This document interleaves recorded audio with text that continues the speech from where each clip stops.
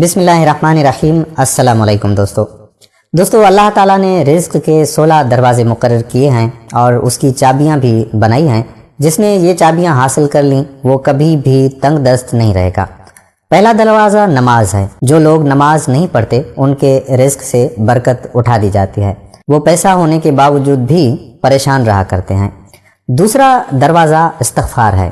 جو انسان زیادہ سے زیادہ استغفار کرتا ہے، توبہ کرتا رہتا ہے، اس کے رزق میں اضافہ ہو جاتا ہے اور اللہ اسے ایسی جگہ سے رزق دیتا ہے جہاں سے کبھی اس نے سوچا تک نہیں ہوتا۔ اب جو تیسرا دروازہ ہے وہ ہے صدقہ۔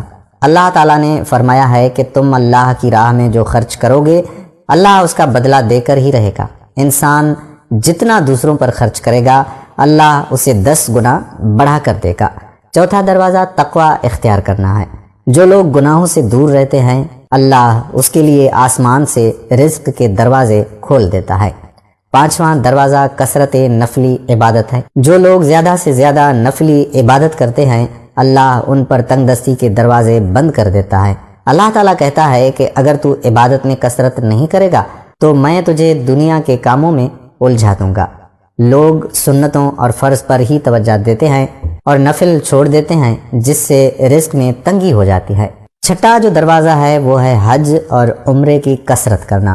حدیث مبارک میں آتا ہے کہ حج اور عمرہ گناہوں اور تنگ دستی کو اس طرح سے دور کرتے ہیں جس طرح آگ کی بٹھی سونا چاندی کی میل کو دور کر دیتی ہے۔ ساتواں دروازہ رشتہ داروں کے ساتھ اچھے سلوک سے پیش آنا ہے۔ ایسے رشتہ داروں سے بھی ملتے رہنا جو آپ سے قطع تعلق ہیں۔ آٹھواں دروازہ کمزوروں کے ساتھ صلہ رحمی کرنا ہے۔ غریبوں کے غم بانٹنا، مشکل میں ان کے کام آنا اللہ کو بہت زیادہ پسند ہے، اسی لیے غریبوں کے کام آنے سے بھی آپ کے رزق میں برکت ڈال دی جاتی ہے۔ نواں دروازہ اللہ پر توکل ہے۔ جو شخص یہ یقین رکھے کہ اللہ دے گا تو اسے اللہ ضرور دے گا، اور جو شک کرے گا وہ ہمیشہ پریشان رہے گا۔ 10واں دروازہ شکر ادا کرنا ہے۔ انسان جتنا شکر ادا کرے گا اللہ رزق کے دروازے کھولتا جائے گا۔ 11واں دروازہ ہے گھر میں مسکرا کر داخل ہونا۔ گھر میں مسکرا کر داخل ہونا سنت بھی ہے، اور حدیث پاک میں آتا ہے کہ نبی کریم صلی اللہ علیہ وآلہ وسلم نے فرمایا کہ اللہ تعالیٰ فرماتا ہے کہ رزق بڑھا دوں گا جو شخص گھر میں داخل ہو اور مسکرا کر سلام کرے۔ 12واں دروازہ ماں باپ کی فرما برداری کرنا ہے۔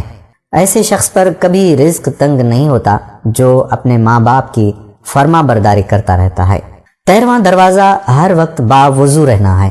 جو شخص ہر وقت نیک نیتی کے ساتھ باوضو رہے تو اس کے رزق میں کمی نہیں ہوتی، لہٰذا کوشش کر لیا کریں کہ ہمیشہ باوضو رہیں۔